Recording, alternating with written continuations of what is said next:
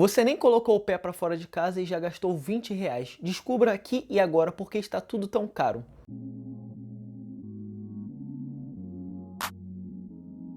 Para quem não me conhece, meu nome é Lucas Assunção, aqui vamos falar sobre mercado financeiro, economia, política e muito mais. Antes de eu começar o vídeo, não esqueça de deixar o like, se inscrever e ativar o sininho para continuar acompanhando conteúdos gratuitos como esse, que é a ideia desse vídeo é trazer atualizações sobre o mercado brasileiro e global. E por que está tudo tão caro, vocês vão entender aqui no decorrer do vídeo. Antes de eu explicar por que está tudo tão caro, eu queria deixar uma pergunta aqui para vocês e respondam aqui nos comentários. Será que estamos na estagflação? O que seria a estagflação? Que é o PIB baixo, que significa que é uma baixa produção, alto desemprego, que é o que o Brasil está passando agora, e uma alta inflação, que é o que estamos passando agora também. Então, com isso, a grosso modo, será que estamos entrando numa estagflação? Deixa aqui nos comentários.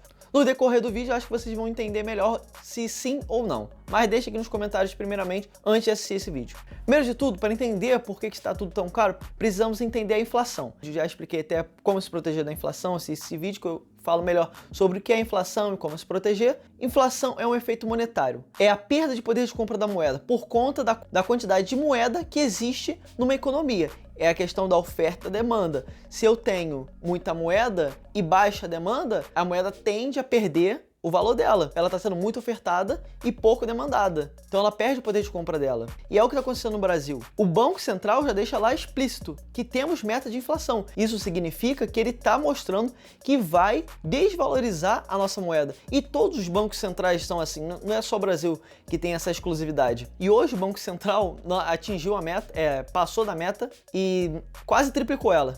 Quer dizer, mais que triplicou. Hoje estamos batendo 10% ao ano a inflação do IPCA. E a meta era 3,5%.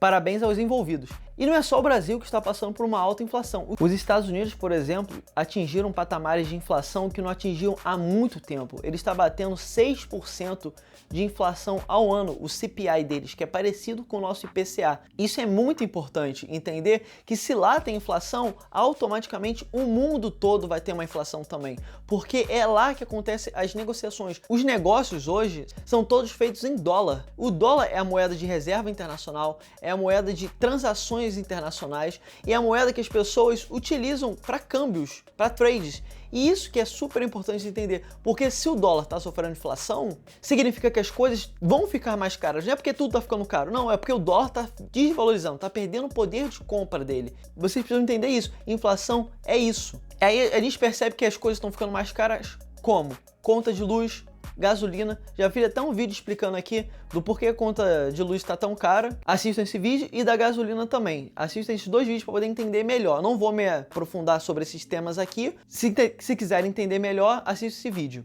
Tem a questão também da comida. Quando a gente vai no mercado, a gente vê que as coisas estão muito caras. E não é só no Brasil. Segundo o Food Price Index, World Food Situation, ele mostra que a comida, o preço da comida aumentou no mundo todo. Não foi só no Brasil que aumentou. Por mais que aqui tenha aumentado proporcionalmente, por conta do real, que se desvalorizou muito mais, o mundo todo sofreu com isso, infelizmente, por causa da pandemia. E por que as comidas aumentaram? Porque são commodities. A maioria das comidas, dos alimentos, possuem commodities agrícolas, como milho, soja, açúcar. Lembrando que o açúcar que produz o etanol, que é um tipo de gasolina, então a gasolina também fica mais cara por conta disso. A carne, café, trigo, laranja e dentre outras. Isso tudo é commodity agrícola. E commodities são precificados em quê? Em dólar. Se o dólar está perdendo o poder de compra dele, está ficando mais barato, então logo as coisas vão ficar mais caras. Não é o empresário, o comerciante que está aumentando o preço porque ele quer. Não, se o comerciante, o empresário quisesse deixar o preço mais baixo possível, ia ser melhor para ele, porque ele ia ter uma margem baixa e ia vender muito, ia vender na quantidade, que é isso que importa, que é quando você olha a sua receita aumentar. E para o americano, por mais que ele sofra inflação, daí é diferente, que o dólar é uma moeda muito forte, ou a menos fraca se a gente for olhar por essa questão. Então para o americano vai diminuir um pouco, porque ele vai ter que alocar mais dinheiro para gasolina, para comida, mas ele vai continuar consumindo. Por mais que ele consuma 10 coisas com produtos domésticos para casa, ele agora vai comprar 7 no mês, em vez de 10. Vai diminuir, para ele não vai fazer tanta diferença. Só vai diminuir o consumismo. Mas para o brasileiro, como a gente tem moeda fraca, diferente. Ele, em vez dele ter que alocar esse dinheiro para poupar, para investir, ele precisa tirar esse dinheiro para realmente, para sobreviver, para comprar alimento, para pagar a conta de luz, para poder pagar as despesas obrigatórias. Isso que é importante entender. Porque o brasileiro não tem o poder de compra do dólar, a gente tem o poder de compra do real, que é uma moeda fraca. Isso tudo está acontecendo na inflação por conta do choque monetário do dólar. Recentemente, o Joe Biden aprovou por mais que não seja um pacote agora que ele vai entregar para as empresas como investimento $1 trilhão, mas ele vai distribui entre aspas, ele vai imprimir esse dinheiro que é assim como a gente diz, $1 trilhão durante um tempo. É muito dinheiro que ele vai alocar sem produzir alguma coisa. E é o que o governo americano fez ano passado, distribuindo auxílios que talvez não fossem tão necessários assim, numa quantidade tão absurda. A economia dos Estados Unidos foi voltando com o tempo, porque eles deram esses auxílios. Eles imprimiram muito dinheiro. É aquilo, oferta e demanda. Se eu tenho muito dinheiro, por mais que o dólar tenha muita demanda, a oferta de dinheiro foi muito alta. Então isso acontece em inflação. E não foi só por causa do choque monetário do dólar. Tiveram outros fatores que influenciaram no preço dos produtos. Mas antes de eu falar dos motivos, vamos ver como as coisas ficaram tão caras. Por exemplo, o preço da gasolina subiu 50%, enquanto o valor dos carros e caminhões usados aumentaram 26%, o bacon subiu 20%, os ovos 12%, a manteiga 6%, equipamentos de lavanderia aumentaram 15%, móveis e roupas de cama aumentaram 12%, televisões 10%, preço de hotel aumentou 25%, transporte de Uber aumentou 5% e as passagens aéreas 50%. Se a gente fizer uma média, a maioria das coisas aumentaram em média 20% dos preços dos produtos. Então foi um aumento muito relevante. Isso aqui eu estou falando do Brasil. Percebe-se que o IPCA é um índice atrasado e não reflete a economia real. Isso é super importante também. Outro fator que é bem relevante na alta dos preços é a questão do container. Tá faltando produto, tá faltando mão de obra, tá faltando matéria-prima. Então, como os containers vão fazer o transporte desses produtos se não está sendo fabricado produto? E isso aconteceu por causa da pandemia. A pandemia fez muitas empresas pararem sua produção. O consumo parou um pouco durante a pandemia, mas voltou muito rápido. E as empresas não acompanharam essa volta do consumo. E para uma empresa voltar a produzir, às vezes demora. Imagina uma indústria que produz carro.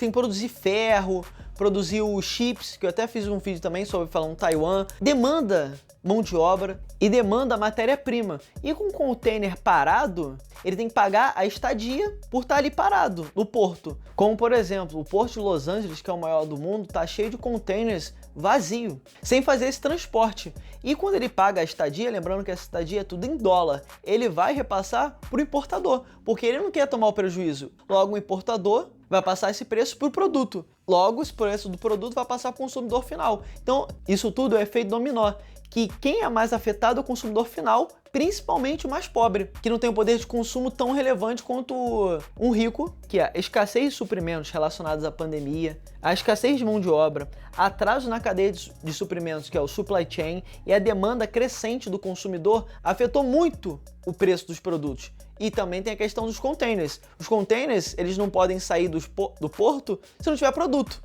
Isso culmina no preço dos produtos. A economia global é dolarizada. Boa parte da nossa inflação é causada por conta do dólar. Não estou tirando a culpa do Banco Central nem do governo brasileiro, porque eles poderiam ter evitado boa parte da nossa inflação. Como eu falei no início do vídeo, alta desemprego, PIB baixo, que é produção baixa, e alta inflação causada pelo Banco Central, isso tudo culmina também na alta do preço no Brasil, não é só o dólar. O dólar é um fator importante na inflação global, principalmente no Brasil, mas também outros fatores afetam a inflação, afetam o preço dos produtos. Então, o Brasil tem parcela de culpa nisso também.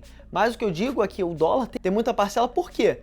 A maioria dos produtos são dolarizados, commodities agrícolas, os componentes da TV ou do celular que você estiver assistindo são dolarizados porque são chips, já falei do Taiwan, a gasolina, o gás. Se para o americano, para os Estados Unidos está ficando mais caro, esse preço vai ser repassado para a gente. Infelizmente, não tem o que fazer. Na verdade tem sim, vou falar aqui no final do vídeo. E você pode se questionar, então por que o governo brasileiro não troca moeda ou não usa o dólar como moeda oficial? Porque não é interessante para o governo mudar a moeda, principalmente o Brasil. Porque com o real, o governo pode imprimir a quantidade de dinheiro que for. Agora, se ele tiver uma regulação referente ao dólar, o Banco Central americano estiver controlando a quantidade de dólares que vão ser produzidos, como a economia brasileira vai ser administrada, isso tudo interfere como o Brasil age com política. E a gente já viu que os políticos no Brasil não são eficientes em alocação de capital, em alocação de políticas externas, de relações internacionais, não é eficiente. Então, botar outra pessoa para comandar o Brasil não é interessante para a política brasileira. Então, o político brasileiro não quer isso, não quer que a nossa economia seja dolarizada, porque não teria aqueles casos de corrupção, a imprimir dinheiro como quiser, a economia teve algum problema, como está tendo agora da PEC, preciso de dinheiro, vou abrir aqui uma proposta política para ter mais dinheiro e vou deixar de pagar dívidas. Que PEC, o que é a PEC dos precatórios? É o governo admitir que tem que pagar uma dívida e ele está adiando essa dívida que ele já deveria ter pago. É basicamente isso, eu estou adiando, ó, o que o próprio Paulo Guedes falou, devo, não nego, pago quando puder. Ele realmente falou isso, tá? Um ministro da economia. Então, imagina se tivesse um governo americano administrando o Brasil. Ia ser bom pra gente, mas não pros políticos brasileiros. Então, por isso que a gente fica à mercê da política brasileira.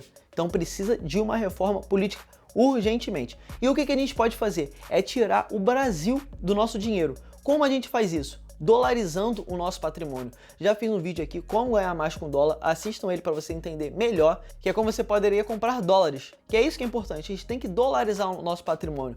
Isso significa que o dólar vai ser a moeda principal para sempre? Não, mas é a moeda principal atualmente. A gente tem que focar no nosso poder de compra atual. Então a gente precisa preservar nosso capital e nosso patrimônio. Isso é super importante. E tem uma outra tese de um ativo que é anti-inflacionário por natureza, pela sua conta matemática, que é o Bitcoin. Por mais que o Bitcoin não seja muito adepto em países ricos, para países pobres faz total sentido, porque ele é um ativo anti-inflacionário. E se a gente quer se proteger da inflação e permanecer com o nosso poder de compra, a gente tem que se proteger com ativos anti-inflacionários, que é o Bitcoin e o ouro. O ouro tende a permanecer com poder de compra em momentos de crise e instabilidade. Por mais que ele não esteja subindo tanto, ele continua sendo uma boa reserva de valor, porque ele é um ativo milenar, ele já se provou no tempo. Então, galera, esses são os motivos do porquê as coisas estão tão caras. Se você ficou com dúvida ou acha que eu esqueci de colocar alguma coisa, deixe nos comentários.